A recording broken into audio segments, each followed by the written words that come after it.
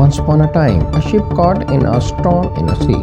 The ship got destroyed, and all the passengers in it were drowned in the sea, except one man. By grace of God, he survived somehow and came to the shore of the sea. After some time, when he regained his consciousness and his eyes opened, he found himself on a desolate island. As soon as the man woke up, he started praying to God and said, "Oh God, please help me. Please send me some help." Days passed, but no help came for him. He spent his night sleeping on the beach. Next day, when he woke up, he again prayed to God, but no help came. A few days passed like this. By now, he had totally given up, taking the life of desolate island as his fate. Man started to collect some wood and grass. He made a hut for himself. He collected things from the broken ship and kept them in the hut. He started surviving by eating coconut and fish on the island. Staying in the hut, he started spending his days. One day, he lit a fire and went in searching of food. When he returned, he saw that his hut was on fire. He was very sad due to the destruction of his only shelter. In anger, he raised his head toward the sky and started complaining God and said, "Oh God, I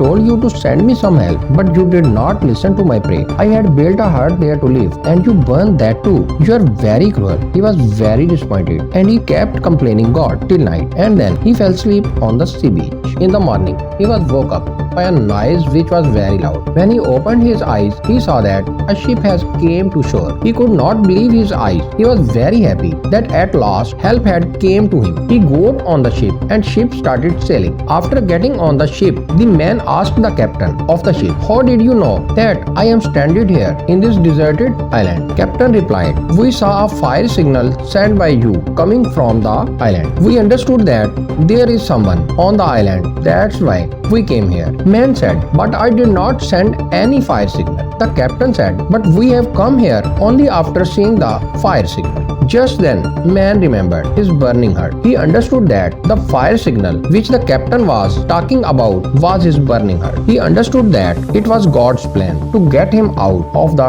deserted island by putting his hut on fire. He understood that God's plan is bigger than his plan for himself, and he started thanking God.